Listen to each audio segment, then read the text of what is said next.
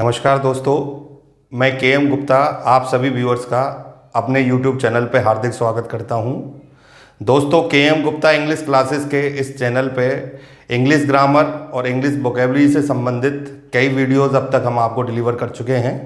वर्तमान में हम वोकैब की एक बहुत ही इंपॉर्टेंट सीरीज रन कर रहे हैं, most confusing word of English, और उसके 4 बहुत ही महत्वपूर्ण पार्ट में अब तक इस चैनल के माध्यम से आप लोगों के लिए डिलीवर कर चुका हूं, जो किसी भी कंपटीशन में बैठने वाले स्टूडेंट्स के लिए, स्कूली शिक्षा में किसी पड़ाव पर पढ़ने वाले स्टूडेंट के लिए, हर एक विद्यार्थी के लिए अंग्रेजी को कंसेप्ट के हिसाब से क्लियर करने के लिए बहुत महत्वपूर्ण वीडियो हैं। और वो वीडियोस आपने चारों, मुझे उम्मीद है, देखे होंगे और उनमें बहुत सारे शब्द जो मैंने अब तक डिलीवर करे हैं उनकी जानकारी आप लोगों ने ली होगी। अब इस सीरीज का 5वां वीडियो मैं आपके सामने रिप्रेजेंट करने जा रहा हूँ। इसको शुरू करने से पहले हम आपसे एक नॉलेज या एक इन्फॉर्मेशन शेयर करना चाहेंगे। दोस्तों, ये सफ़र हमारा काफ़ी लंबा हो चुका है। इस चैनल के ऊपर बहुत सारे वीडियो अब तक आप देख चुके हो। इसको सिस्टमेटिक वे में प्लान करने के लिए, जैसा एक टीचर की मंशा रहती है कि हर विद्यार्थी को अपने एग्ज़ाम के हिसाब से तैयारी करने के लिए कोई प्लेटफॉर्म बने, तो इसके लिए हम जल्दी एक एडवांस ऐप अपनी कोचिंग का, अपने इंस्टीट्यूट का लॉन्च करने जा रहे हैं, जिसमें डिफरेंट एग्ज़ाम्स के हिसाब से हम कोर्सेज लॉन्च करेंगे, जो अलग अलग एग्ज़ाम में बैठने वाले स्टूडेंट्स के लिए काफ़ी बेनिफिशियल होंगे। तो हमारे साथ बने रहिए, जिससे आपको उसके बारे में समय पर हम सूचना देते रहे हैं। आगे बढ़ने से पहले अगर आपने ये चैनल अब तक सब्सक्राइब नहीं किया है दोस्तों, तो ज़रूर कर लें, जिससे जितने भी इन्फॉर्मेटिव वीडियोस मैं आपको दे रहा हूँ वो आपको समय समय पर मिलते रहें। दोस्तों, अगर वीडियो पसंद आता है देखने के बाद तो आप इसे लाइक ज़रूर करें, और जितना हो सके आप इसे शेयर करें, जिससे ये इम्पोर्टेंट नॉलेज ज़्यादा से ज़्यादा व्यूअर्स तक पहुँच सके। तो अब हम अपने इस मॉड्यूल का 5th पार्ट स्टार्ट करने जा रहे हैं। Let's see. तो हमारा आज का जो पहला सेट है, most confusing words of English, और वो पार्ट 5, वो बहुत एक सिंपल सेट है। बस सिंपल चीज़ें ही कई बार टिपिकल हो जाती हैं। ये एक सिद्धांत है। 2 वर्ड मैंने आपको लिए हैं, फेयर और फेयर। हमारा जो शुरू से इस मॉड्यूल का मुद्दा है कि उच्चारण में, प्रोनाउंसिएशन में लगभग समान वर्ड्स ले रहे हैं हम, और इनमें जो चीज़ें दिख रही हैं बहुत कम अंतर नज़र आता है। हम कई बार बिना इंटेंशन के भी गलती कर जाते हैं, हमें पता ही नहीं होता कि हमने गलती कर दी, कि हमें जो शब्द चाहिए था हम उसकी जगह दूसरा शब्द लिख गए। तो यहाँ फेयर 2 तरीके से, पहला फेयर है, उसके 2 रूप हैं, एक नाउन होता है, एक एडजेक्टिव। अगर इसको नाउन के रूप में लें तो मेला वगैरह जो हम होते हैं, जहाँ पे किसी प्रकार की कोई गैदरिंग होती है। एडजेक्टिव के रूप में लें तो ये होता है उचित या ईमानदारी से। तो मेरा कहने का, जैसा हम कहते हैं ना, फेयर प्रैक्टिसेस, तो यहाँ पे जो दूसरा वर्ड हम ले रहे हैं वो नाउन है, प्योरली FARE, और इसका अर्थ होता है किराया भाड़ा। अभी कभी आप रेलवे से, ट्रेन से सफ़र कर रहे हैं, प्लेन से कर रहे हैं, बस से कर रहे हैं, तो जो पे करना होता है आपको उसके एवज में, उसको हम क्या कहते हैं, फेयर। तो ये दोनों वर्ड देखे काफ़ी करीब हैं। अब इनके एग्जाम्पल लेते हैं।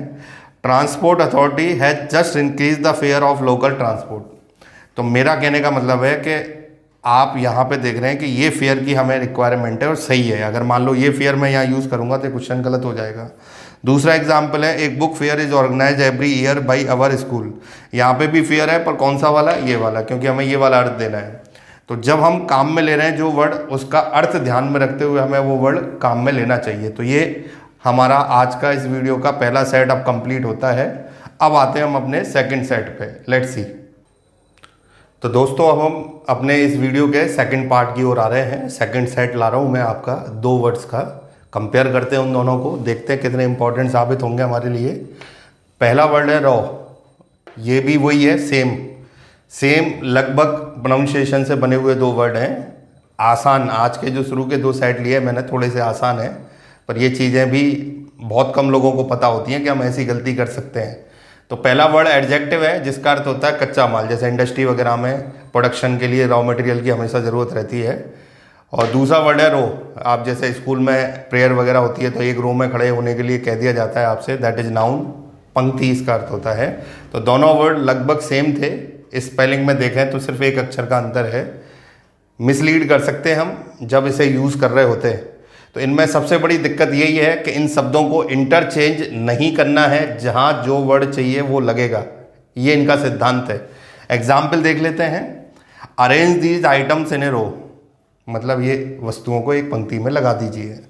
अगला है we obtained raw data and entered in a spreadsheet, मतलब हमने जो बिना प्रोसेस किया हुआ डाटा है वो कच्चा डाटा जिसे कहते हैं, आंकड़ा कहते हैं, वो प्राप्त कर लिया और उसको किसी स्प्रेडशीट में एंटर कर दिया जिससे वो फाइनल बन सके।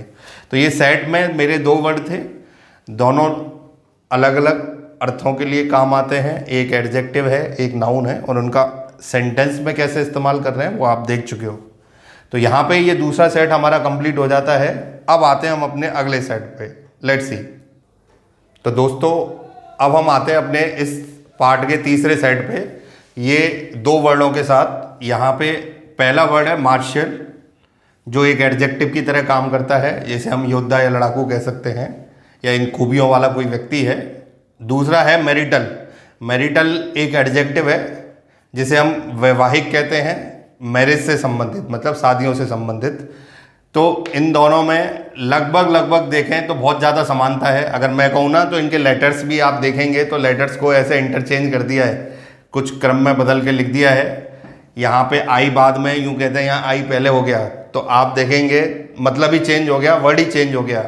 तो इन दोनों वर्ड्स को सेंटेंस में यूज करते समय बहुत केयरफुल रहना होगा, क्योंकि हम अगर इन वर्ड्स को इंटरचेंज कर देते हैं तो वाक्य का मीनिंग चेंज हो जाएगा। तो ये दोनों वर्ड मैंने आपके सामने रख दिए। फर्स्ट वर्ड का अर्थ है योद्धा या लड़ाकू, दूसरा है वैवाहिक या शादी से संबंधित। अब इनके एग्जाम्पल्स आपके सामने सेट करते हैं। पहला एग्जाम्पल है आपके इस वर्ड के लिए, couples should never forget marital vows. तो वोज होते हैं जो कस्में ली जाती हैं या वायदे किए जाते हैं, वो कभी नहीं भूलना चाहिए। ये शादी करने वाले जोड़ों के लिए बात कर रहा है। नेक्स्ट है this is one of the basic tenets of martial laws. मतलब बेसिक टीनेंट्स का अर्थ होता है मूल सिद्धांत, यानी जो मार्शल लॉज होते हैं, लड़ाकुओं के सिद्धांत होते हैं, नियम कायदे होते हैं, उनका ये मूलभूत तत्व है, इसको कभी फॉरगेट नहीं करना है या भुलाना नहीं चाहिए, इनके लिए बात कर रहा है। तो ये दोनों वर्ड हमारे लिए बहुत इंपॉर्टेंट थे। दोनों का एग्जाम्पल मैंने यहाँ पे आपको दे दिया। कौन सा वर्ड कहाँ यूज़ करना है ये आपको ध्यान रखना है, अदरवाइज यहाँ पे हम सेंटेंस में, अब जैसे मान लो इनके क्वेश्चन, कई स्टूडेंट क्यूरी करते हैं कि क्वेश्चन क्या है, आप इसको ही 4 हिस्सों में बांट लीजिए और एक 5वां हिस्सा नो एरर कर दीजिए और इस वर्ड की जगह ये वर्ड यूज़ कर लीजिए, आपका वाक्य गलत हो जाएगा। तो ये जो एग्जाम्पल मैं आपको दे रहा हूँ एक तरीके से क्वेश्चन ही है, बस आप ये मान लें कि मैंने सही वर्ड यूज़ किया हुआ है, एग्जामिनर इसकी जगह गलत वर्ड यूज़ करेगा जिसे आपको सही करना होगा पहचान के। तो ये हमारा तीसरा सेट कंप्लीट हो गया। अब हम आते हैं अपने अगले पार्ट की ओर, फोर्थ पार्ट, लेट्स सी। दोस्तों अब हम आगे बढ़ने जा रहे हैं। इस वीडियो का फोर्थ सेट पेयर जो वर्ड्स का मैं आपको कंपेयर करके बता रहा हूँ, मैं आपके सामने डिलीवर करूँगा। ये बहुत इंपॉर्टेंट है। अभी जो शुरू में हमने 3 लिए वो थोड़ा स्लाइटली आपके लिए लाइट वर्ड्स थे, पर ये जो वर्ड का पेयर है ये बहुत ही इंपॉर्टेंट है और प्रॉब्लमेटिक भी है, क्योंकि स्पेलिंग में बहुत कुछ सेम है। सिर्फ एक अगर मैं आपको अंडरलाइन करके दिखाऊँ तो एक अक्षर का डिफरेंस है। ये वो चीज़ें हैं अंग्रेजी के, ये ऐसे रहस्य मान लीजिए, सीक्रेट्स मान लीजिए, जो बहुत कम लोगों को पता होता है। आप इन वीडियोस के माध्यम से इनको एक्सप्लोर कर रहे हैं, आपको मौका मिला है। अगर कंटिन्यूस सारे वीडियो ढंग से देखते हैं तो आपको बहुत कुछ सीखने को मिलेगा इनसे। डेडिकेशन चाहिए। देखिए हम आपके लिए एफर्ट्स कर सकते हैं, आपको अपने अंदर एक विल पावर डेवलप करनी पड़ेगी कि भाई मुझे इस सब्जेक्ट से कुछ अर्जित करना है। जब तक आप ऐसी चीज़ों पे कमांड नहीं करोगे, हायर लेवल के कॉम्पिटिशन्स में आपका कोई स्थान नहीं बनता है, ये आप निश्चित मान लीजिए। तो अब इस वर्ड को मैं एक्सप्लेन कर देता हूँ। पहला वर्ड है स्टेशनरी। ट्रेन खड़ी होती है स्टेशन पे, प्लेटफॉर्म पे, तो हम कह देते हैं भाई ये स्थिर है, अभी चलेगी थोड़ी देर में। द ट्रेन इज स्टेशनरी, वो स्टेशनरी ये है। दूसरी स्टेशनरी जो आपने जीवन में खूब यूज़ की है, स्कूल से लेके कॉलेज तक, लिखने पढ़ने के लिए जो भी वस्तुएं आपको चाहिए, पेन, पेंसिल, कॉपी, नोटबुक वगैरह, वो सब स्टेशनरी में आता है। बस अंतर ये है कि कभी अगर हम, कई शॉप वाले हैं जो अपनी स्टेशनरी शॉप की दुकान खोल के बैठे और वहाँ पे ये लिखा होता है, तो ऐसी गलतियाँ हम बहुत करते हैं अपने जीवन में और देखते भी हैं। तो इनको बचाने के लिए आपको अलाउ नहीं है, अगर आप कंपटीशन में बैठ रहे हैं नॉर्मल रूप में, अगर कोई शॉप वाला जिसकी स्टेशनरी की शॉप है अगर वो ये लिख भी देता है तो उसको कोई पेनल्टी नहीं मिलेगी। पेनल्टी आपको मिलेगी अगर आप गलती करते हो एग्जाम में। तो मेरा कहने कर दिया ये, तो इन दोनों में अंतर मेंटेन करके रखें। अब इनका एग्जाम्पल मैं आपको एक्सप्लेन कर देता हूँ। I purchase some stationery item from the market, मतलब मैंने कुछ लिखने पढ़ने की वस्तुएं बाजार से खरीदी। मैंने सही वर्ड यूज़ किया है, एग्जामिनर गलत करेगा अगर उसे क्वेश्चन बनाना है। और ये मास्टरपीस क्वेश्चन माने जाते हैं कंपटीशन के। आजकल एग्जामिनर को पता है कि आप छोटे मोटे ग्रामर के क्वेश्चन निकाल लोगे, पर जब वो इन चीज़ों में फंसाएगा तो आप फंसोगे निश्चित रूप से, क्योंकि इनका नॉलेज अगर आपको होता भी है ना तो उस समय आपको ये डिफ्रेंशिएट करना, देखिए अगर आपने पहले पढ़ा हुआ है ना तो एग्जाम में जाओगे ना तो भी आप एक बार कंफ्यूज होगे कम से कम कि मैं कौन सा वर्ड पढ़ के आया था जो यहाँ सुटेबल है या नहीं। अगला एग्जाम्पल है the train was stationary at the railway station. जैसा अभी मैं बोल रहा था कि भाई ये ट्रेन रेलवे स्टेशन पे स्थिर है, मतलब अभी चल नहीं रही है, मूविंग नहीं है। तो ये आपका सेट कंप्लीट हो गया। बहुत इंपॉर्टेंट सेट मान लीजिए इसको अपने लिए एग्जाम के लिए, और इसको नोट्स में लिखते रहिए। ये मैंने आपसे कहा भी है कि जितने भी सेट मैं बना रहा हूँ, मैं जैसे लिख रहा हूँ वैसे ही आप इनको अपने एक नोटबुक में लिखते रहिए, जिससे कि एग्ज़ाम में जाते समय आपको क्विक रिवीजन करने का मौका मिलेगा। क्योंकि वहाँ पे हो सकता है कि आपको वीडियो देखने का इतना समय ना हो, पर जब आपने ये नोट किए होंगे तो आप रिवीजन क्विकली कर लोगे। तो ये हमारा 4 सेट कंप्लीट हो गया। अब आते हैं हम इस वीडियो के लास्ट एंड फाइनल सेट पे। Let's see. तो दोस्तों बढ़ते हैं आज के इस वीडियो के फाइनल सेट की ओर। हमारा फाइनल पेयर अब आपके सामने मौजूद है, जिसको देखते हैं। ये पेयर जो आप देख रहे हैं ये एडजेक्टिव का एक कंसेप्ट भी है और इसको काम में भी लिया जाता है। हम अपने स्टूडेंट्स के लिए इसको डिलीवर भी करते हैं। तो यहाँ पे जो 2 वर्ड मैं यूज़ कर रहा हूँ प्योरली एडजेक्टिव है। पहला वर्ड है लेटर, दूसरा भी लेटर है। अब इन शब्दों को लेटर से मत जोड़ देना, LETTR, उससे कोई लेना देना नहीं है इन शब्दों का। कई बार मिस्टेकन कर देते हैं बच्चे। तो यहाँ पे आपको ध्यान रखना है LATER और LATTR बोथ आर एडजेक्टिव। ये लेट शब्द की कंपैरेटिव डिग्री के रूप में काम करता है, जिसे हम कहते हैं समय से देरी।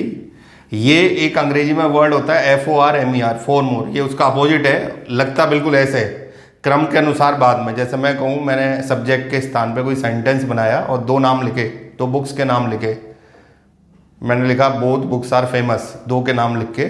फिर मैं कहना चाहता हूँ इनमें से पहली वाली का राइटर ये है, बाद वाली का राइटर ये है। तो पहली वाली के लिए फॉर्मल वर्ड यूज़ होता है और जो क्रम में बाद में होगी वो लेटर है।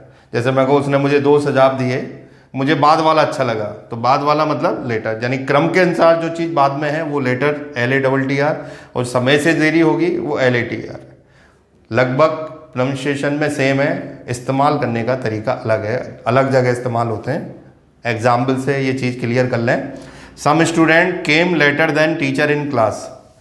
तो यहाँ ये बिल्कुल सुटेबल वर्ड है, क्योंकि समय से देरी को दिखा रहा है कि कुछ स्टूडेंट टीचर के बाद में क्लास में पहुँचे। अगर मैं वहाँ LATTR यूज़ करता हूँ तो ये सेंटेंस गलत हो जाता है। अब अगला एग्जाम्पल कह रहा हूँ मैं, he gave me 2 suggestions but later was suitable for me. यानी उसने मुझे 2 सुझाव दिए, बाद वाला मुझे ज़्यादा उचित लगा, तो LATTR। तो याद रखें कि हमें कौन सा वर्ड कहाँ इस्तेमाल करना है इन पेयर्स में, ये बहुत ज़रूरी है जानना। अब ये पेयर हमारा यहाँ पे कंप्लीट हो जाता है और हमारा 5वां सेट यहाँ पे पूरा हो जाता है। तो इस वीडियो के 5 मॉड्यूल जो मैंने आपके सामने रखे, 5 सेट्स जो आज के वीडियो के थे, बहुत इंपॉर्टेंट थे। अब ये आपको डिसाइड करना है कि इनको किस तरीके से मेमोराइज करते हैं। नोट्स बनाने की मैं आपसे बार बार रिक्वेस्ट कर रहा हूँ, वो बनाइए। एग्ज़ाम में आप इनका फ़ायदा ज़रूर देखेंगे। देखिए ये अंग्रेजी को बिल्डअप करने का तरीका है, ये जो हम आपको डिलीवर कर रहे हैं। हम आपके लिए इतने एफर्ट्स कर रहे हैं तो आप एक एफ़र्ट तो कर ही सकते हैं। अगर आपको हमारा ये प्रयास पसंद आता है तो आप इसे ज़्यादा से ज़्यादा शेयर करिए और अपने एक्विटेंस में जितने भी परिचित लोग हैं उनसे कहिए कि ये चैनल सब्सक्राइब करें, जिससे कि उनको टाइम टू टाइम जो नॉलेज आपको मिल रही है वो नॉलेज उनको मिल सके। आपका सहयोग हमेशा इस तरीके से बना रहेगा हमारे साथ। हम इस मॉड्यूल के अगले वीडियो में आपसे हम मिलेंगे। तब तक आप सुरक्षित रहिए, घर पे रहिए और इन वीडियोस को एंजॉय करते रहिए। Thank you very much.